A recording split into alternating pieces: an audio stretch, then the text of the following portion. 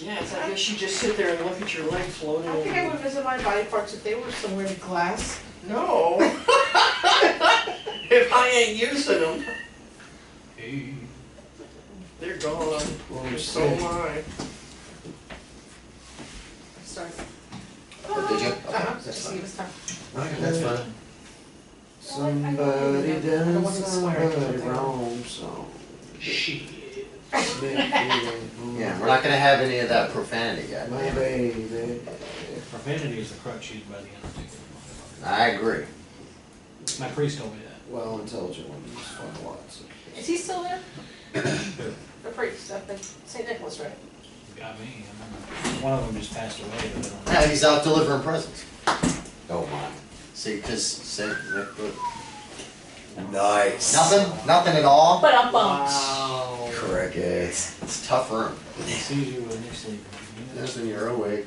Knows if you've been bad or good, and when you masturbate. Woo. So, how's everybody feel about that first segment? Good. I thought it went really well too. I haven't even talked about mine. I know, we're gonna get back to you, don't even worry. We're gonna come back to We you. got 5 Now, hours. where were we when we took the break? Does We it- finished with the porcelain dolls. So it was about, I guess it was Stephanie's turn. Nope, wasn't my turn. It was No. your turn. Fine. Alright. I don't got no turn.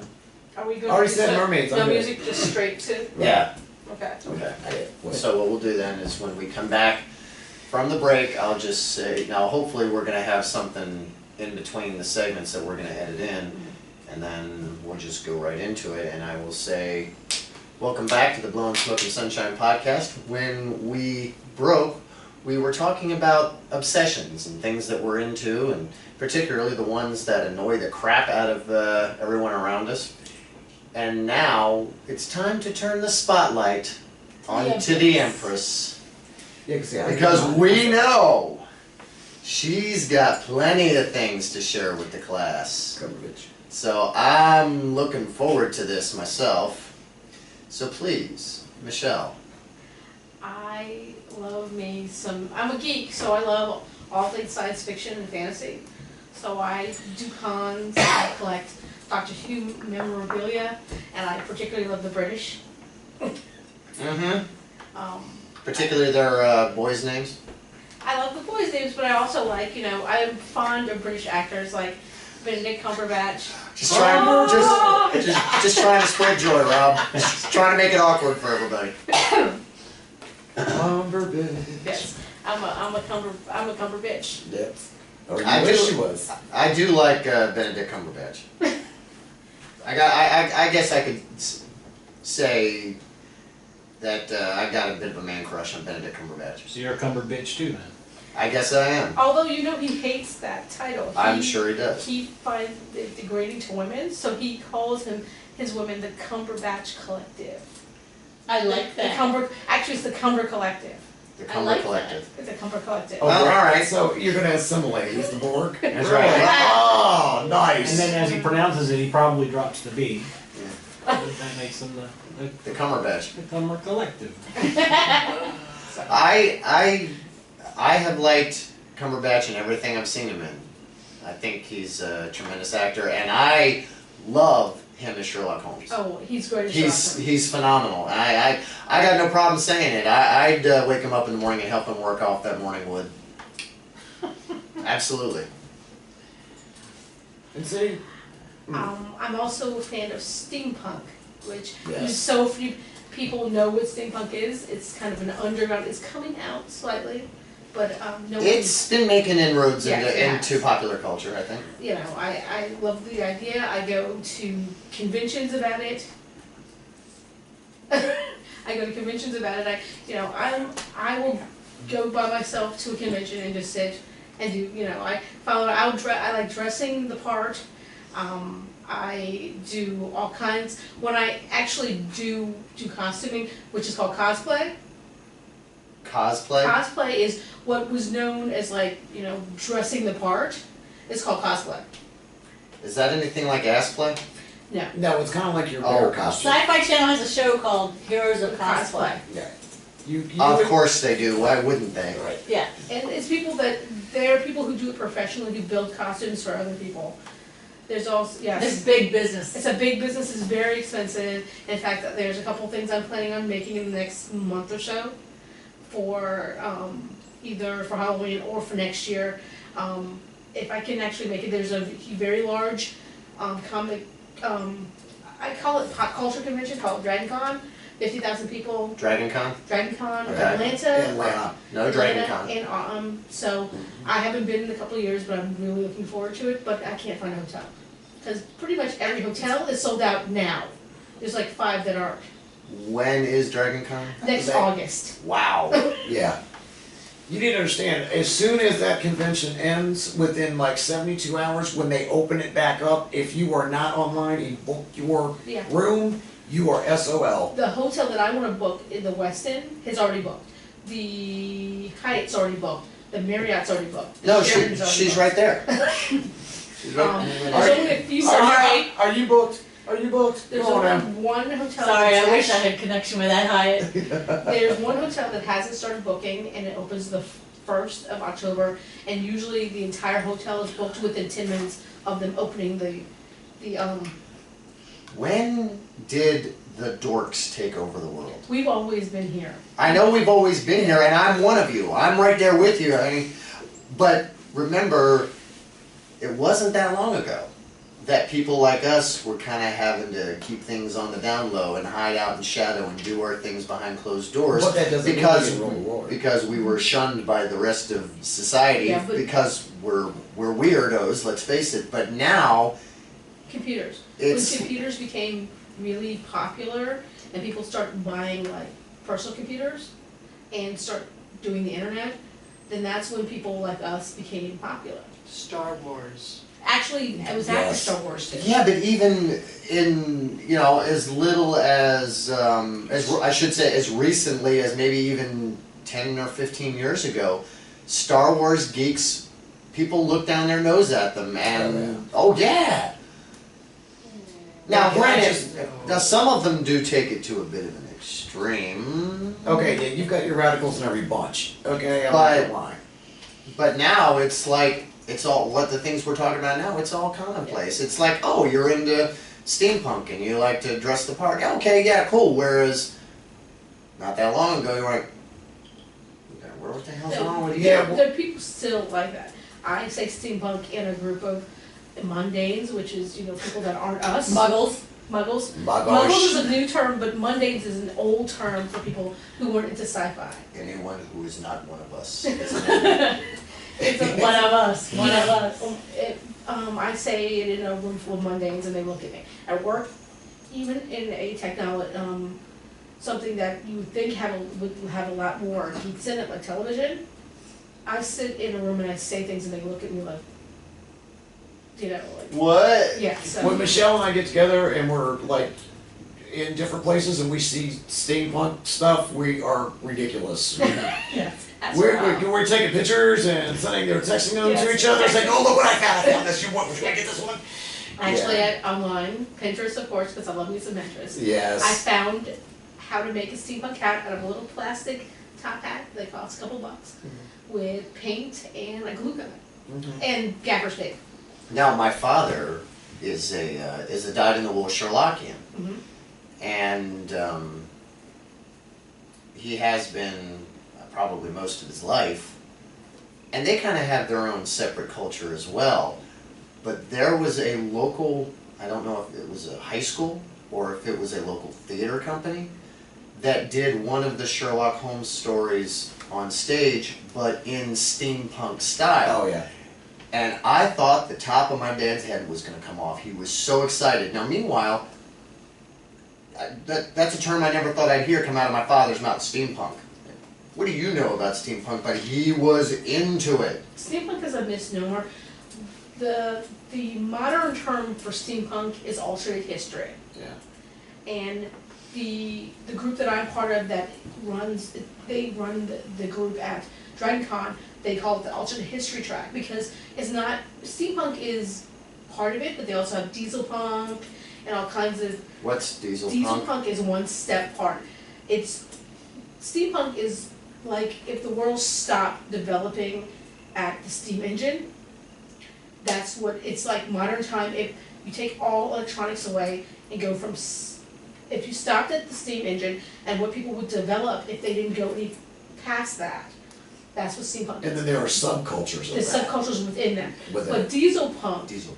is, if they went a little further, it got to probably a little beyond the industrial era, when they started doing a little more stuff that was a little more technology based, then that's what there's.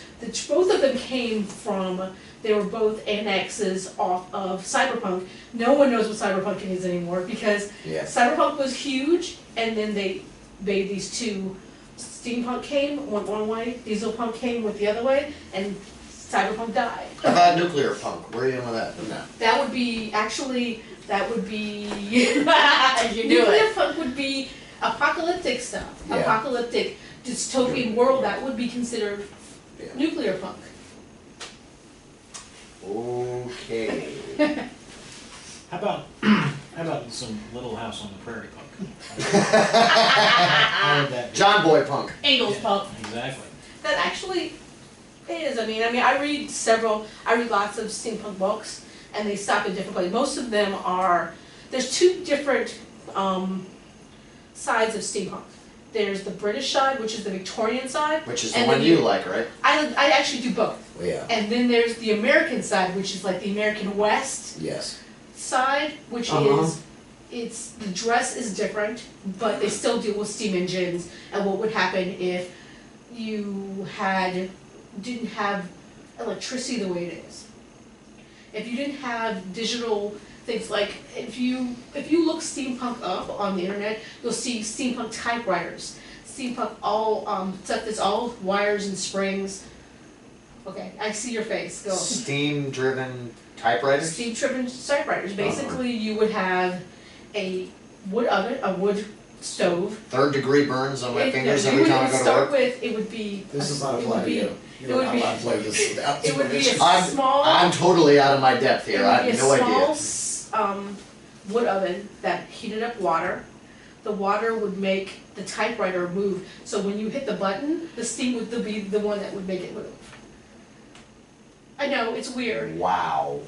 What creates the heat for this little thing? It would be the small Like a little- wood oven like that a you wood have oven. underneath it. So it's all Oh, it's- wood run. It's wood run, but it's a steam because it's easier to say steam than wood, because you could do steam with different things, but basically it's because of the steam engine, that's why it's called steampunk. Yeah. Gas That's the pump. period, that's the Yeah. period where it's from. Right.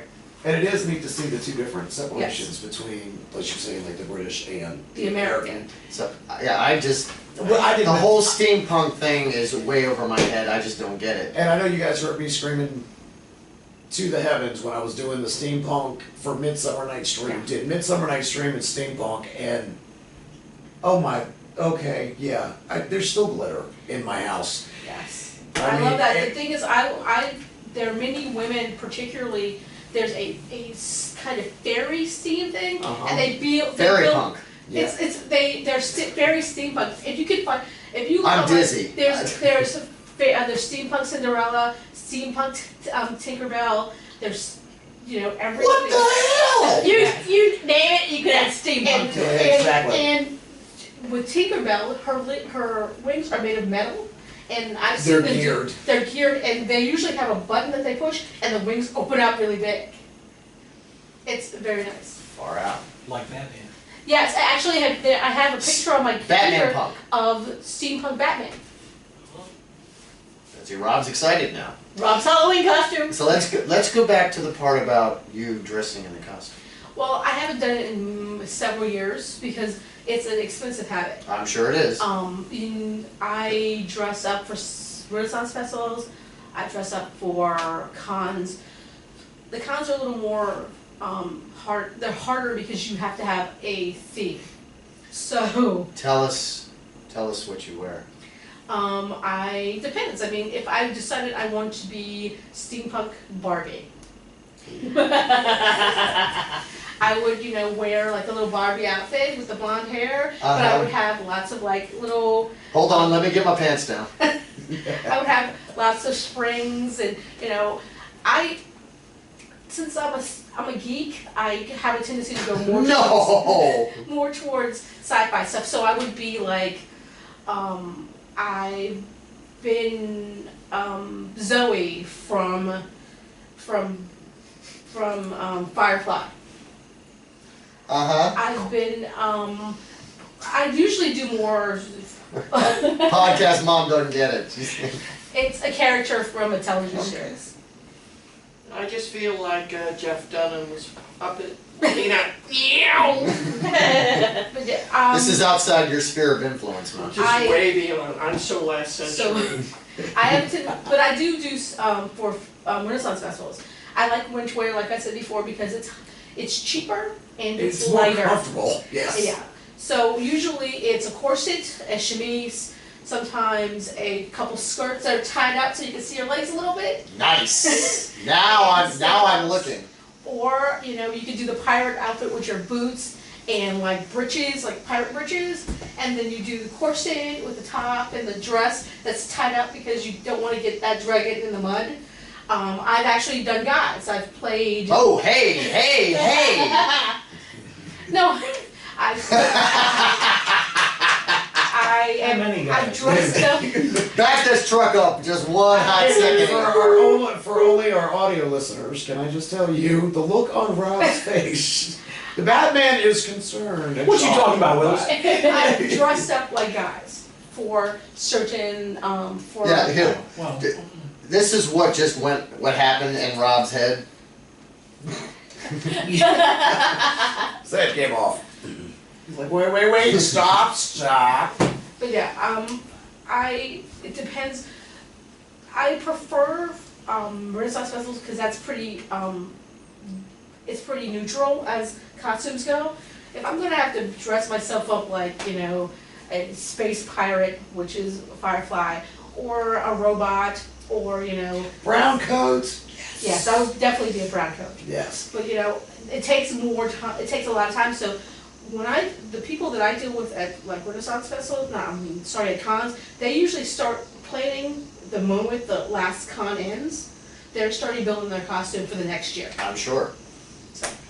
So Speaking of costumes and things that people wear, spotlight on Stephanie, because there's this little quirk that she has, and sometimes it gets a little bit out of control, and she has to be physically restrained. Steph, you want to share with the class? I have no idea what you're talking about. Yeah, yes you do. Oh no, I don't know nothing about this. Stephanie likes men in uniform. Well, She's been banned from Annapolis. She's not allowed to go down there no more. Oh, good fun. But it's very nice meeting you, I must say. Yes, I enjoy uniform hangover. What of it? I don't have a problem with it, it just amuses the hell out of me. Being military, around military for a very, very long time, there must be warm fuzzies to me, I figure. Yes, I can get in troubles. It's not on purpose. It's not on purpose. We understand that. I You don't mean no harm. Nope. yes. But usually I don't say anything. I just sit there and I'm like, And oh. the dress whites, you can't help yourself. Oh, I know. I like to look at the men in the dress whites too. oh snap. I don't have any dress weights, but I do have a jockstrap and a sailor's cap I can go put on real quick. Okay, yeah, see, and You took something beautiful, Rob, and just Ruined it. ruined it. See, I can't fit into any of my uniforms anymore because you wouldn't know it to look at me, but I'm actually about 30 pounds heavier than I was when I was in. Even the last time when I went back into the reserves after 9/11, I was about 30 pounds lighter than I am now. The only things that I can fit into are the camouflage blouse, and yes, that's what it's called. It's called a blouse. Shut it, all of you.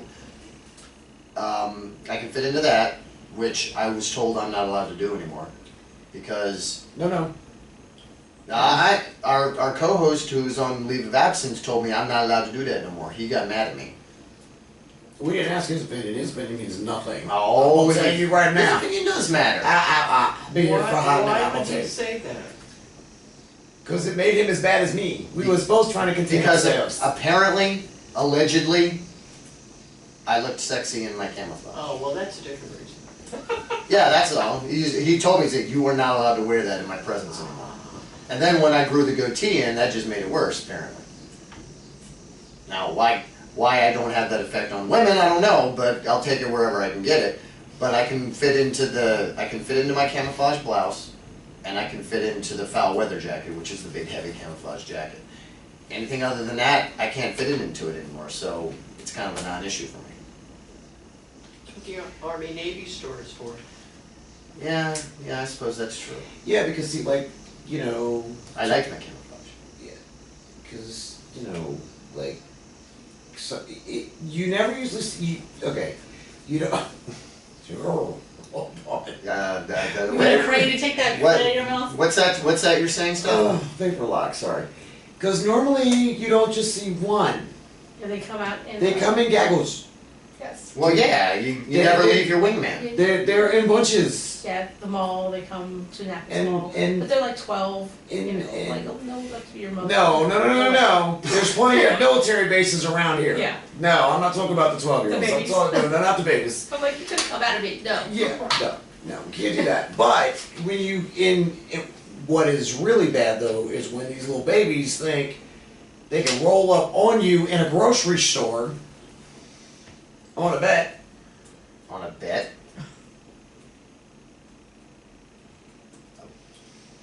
Couple midshipmen. I was at the grocery store, flannels, jeans, whatever, and I'm getting coffee. I've got no makeup on my face. I am just looking like hair's all. I was looking like maniac. But anyway, at the grocery store, and I hear some. I had seen a couple guys walking by, and I didn't think anything of it. You know, I was like, oh, uniform, okay, that's nice. I knew they were there. But anyway, I thought they were gone, and next thing I know, it's like, hey, you want to have dinner with me? I'm kind of like, and I'm not paying any attention because I figured that they're talking, he's talking to somebody else, not me. And I'm down, and he's like, would you like, and I'm like, and I realize, and I look, no. Now I look up at him, and I'm like, Clean up in aisle 7. you're talking to me. So I say to him, and I'm like, then I see his two little buddies over at the end of the aisle, and they're looking to see if he's doing it, and they're kind of like, and I'm like, oh, okay. First of all, I'm married, okay? And you're 12. Right, and let's go talk to your buddies over here. I'm like, let's go talk to your buddies, okay? You know, before you set somebody up, you need to kind of try to make sure that they're, you know, first they're single, not old enough to be your mother, and I mean, they were. They literally were. They were babies. I mean, they had acne. They still had acne. Hey, easy with that. No, I'm telling you. Hey, we all get it. No, I'm talking about the, you know, where it's, you know, when the oil and skin is working overtime.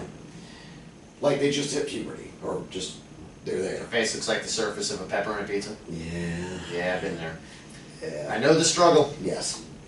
So, What am I bullshitting? I'm still there. I can't, I couldn't, I mean, I didn't, I wasn't trying to hurt them, but they needed to learn that lesson early, because they can get themselves into a lot of trouble, which has been known to happen, because they're doing their thing and they're not allowed to socialize with the outside world, all they're seeing is men.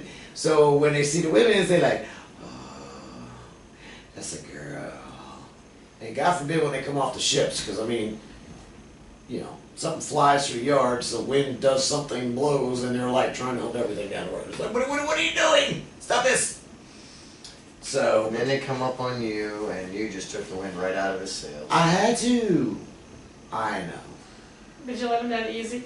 I did. I told them, I'm like, look guys, you guys need to, and they were like, they were very confused when I told them, you know, I'm old enough to be your mother.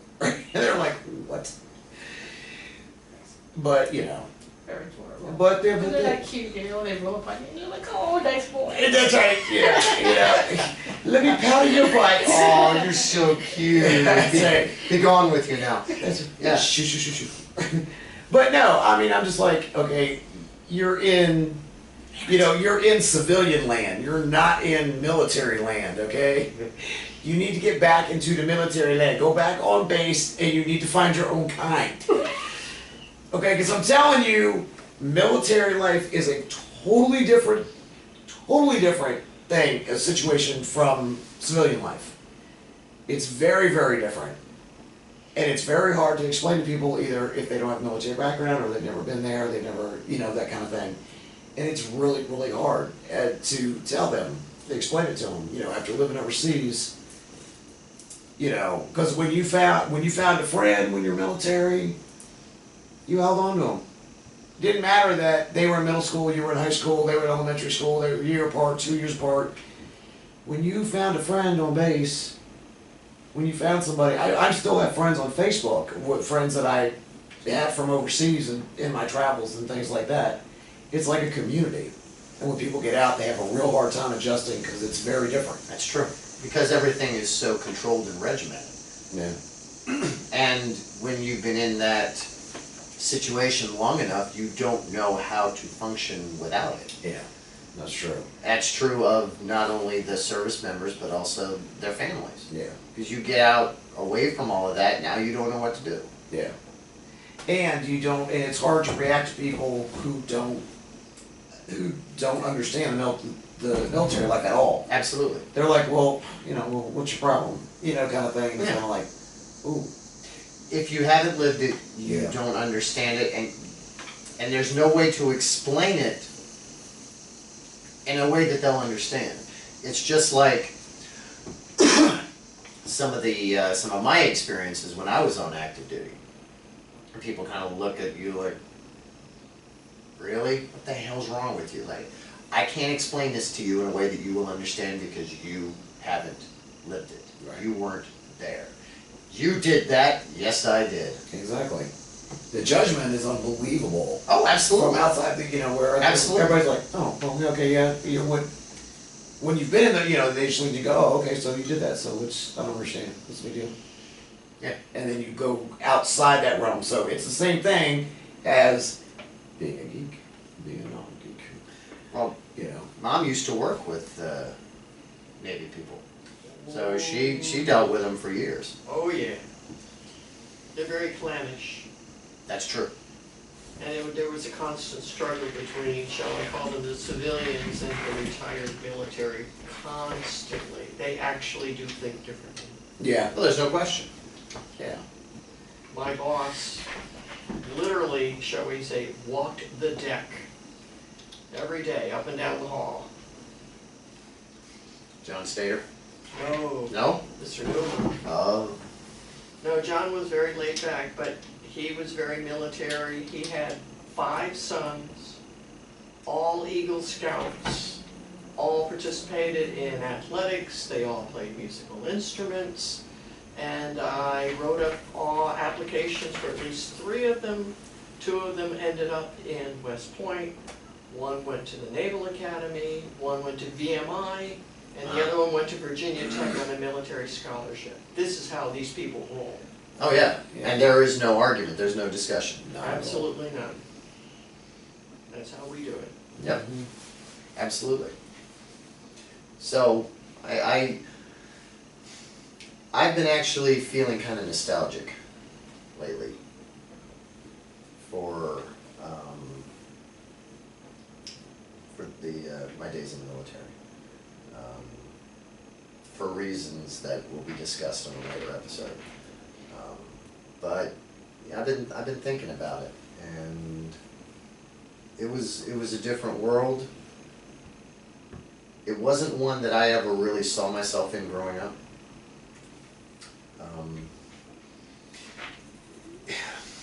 How do you explain it?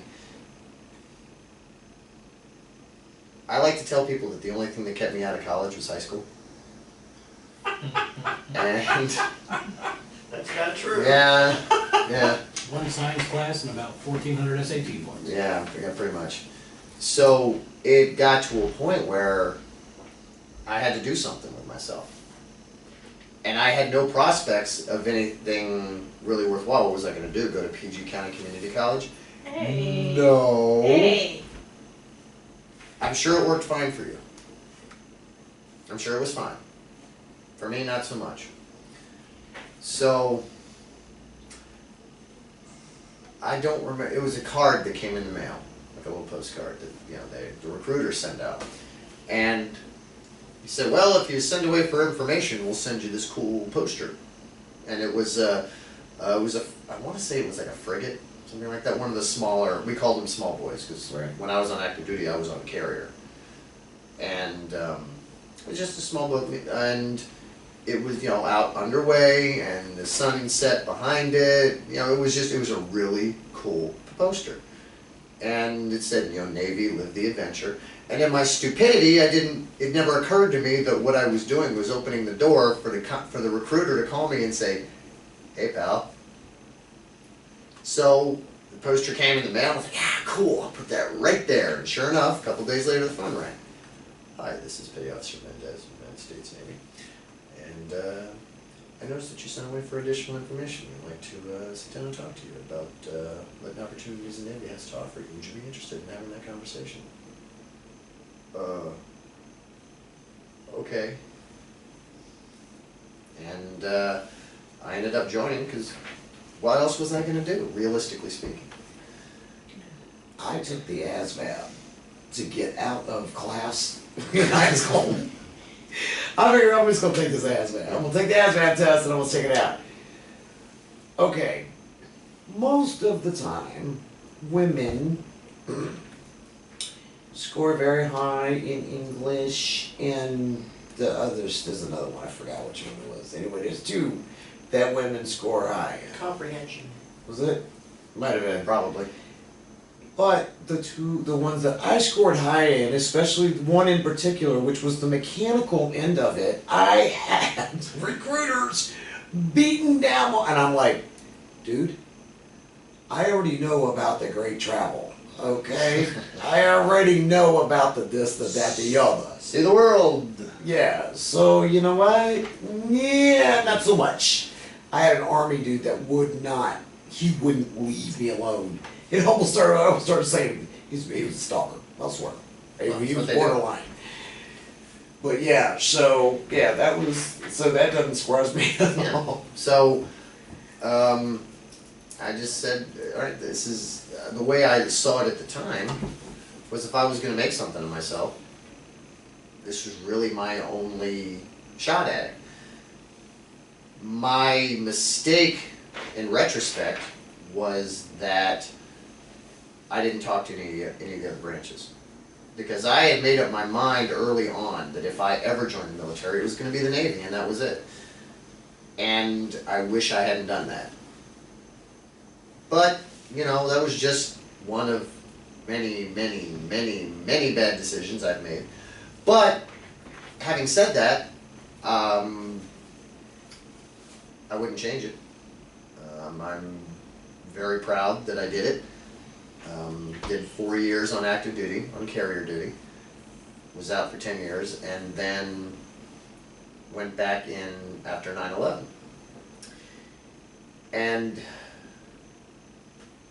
I knew, after it happened, I knew what was coming.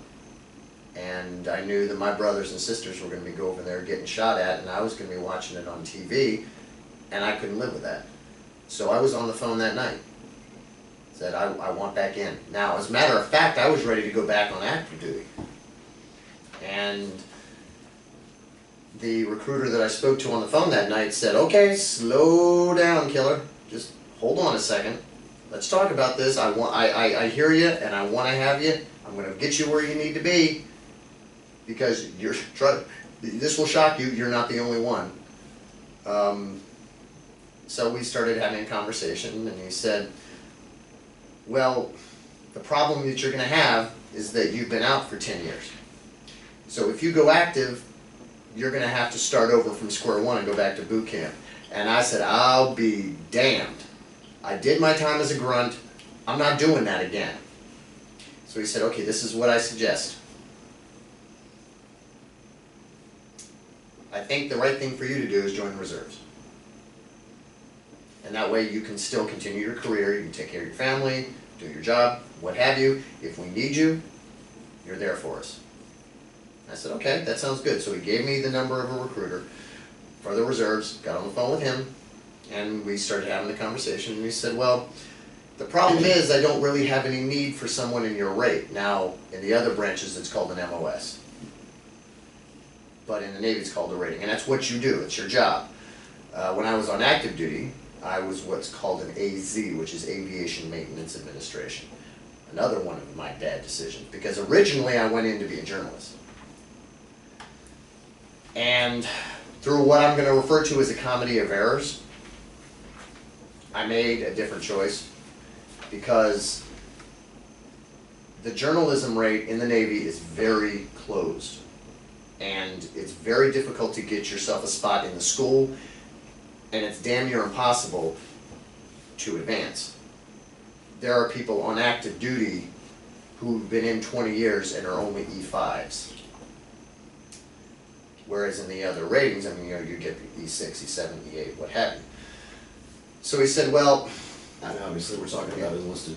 yeah, and this is in 1987 that all of this is taking place, where I'm joining.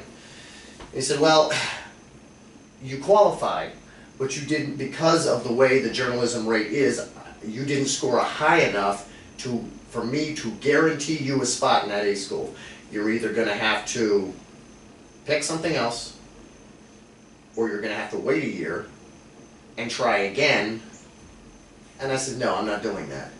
I've already made my decision. I'm going. I'm here in the MEP station. I've been walking around in my underwear for 13 hours. Not doing this again. Give me the list. Give me it. And went down the list. Okay, that sounds good. So basically I sat behind a desk and I did a lot of computer stuff, a lot of typing, a lot of record keeping, a lot of personnel stuff, maintaining technical publications, that sort of thing, which is boring as hell, and career-wise it was a bad move. So, going into the reserves, he says, I don't have any need for that. I said, good, I don't want to be one of those. What else do you have? He says, well, what do you do for a living?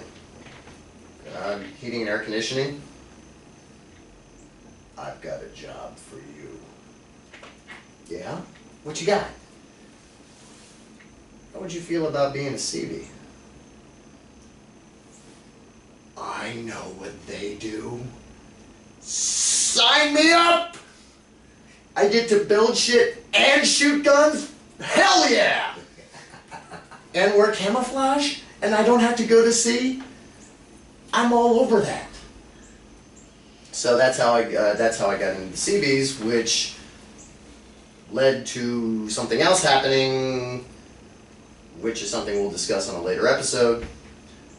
But I've been thinking about it a lot lately, and I miss it. I miss it a lot. And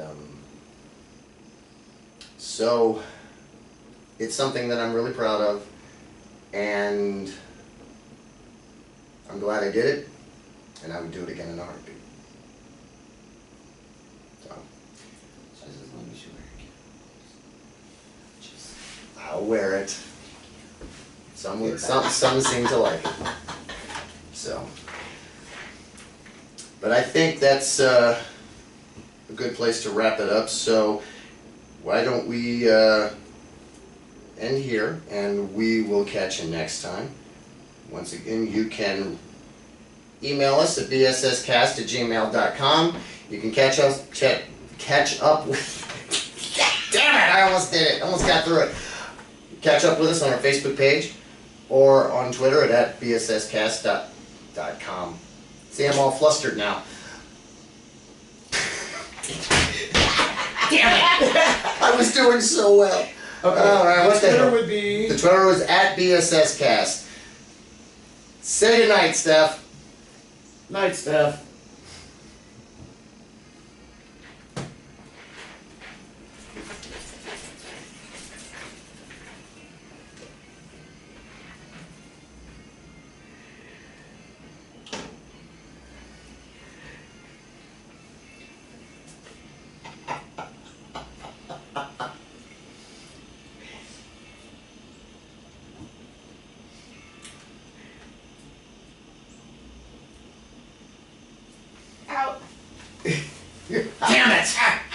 I totally blew the end. That's alright, man. It was going so well. I know. Ow! You bastard! See, I You get. tell it so well, with such enthusiasm. I was getting. Wow. I got a little emotional there. At me! Damn it. Do you know what you're doing? Hit me. What did you do, Steph? I did not know. She I got Just it. take elbow and we And it's twisted up in See? She got headsets. involved in her work. That is visible. Oh, thank you. Thank you. I think. Ow. Sending the last batch of pictures now. Okay, For some reason the Russ, it didn't go before. that's okay. How does everybody feel about that one? Good. I like the 2:30 segments, big time. I like think that hell works. better. I think Yeah. that works a lot better. What do you? The 2:15, we were just too Choppy. discombobulated. Choppy, I think, is the best way to describe it. I agree. I agree. Choppy. I agree totally. I went to 2:30s. We go with that.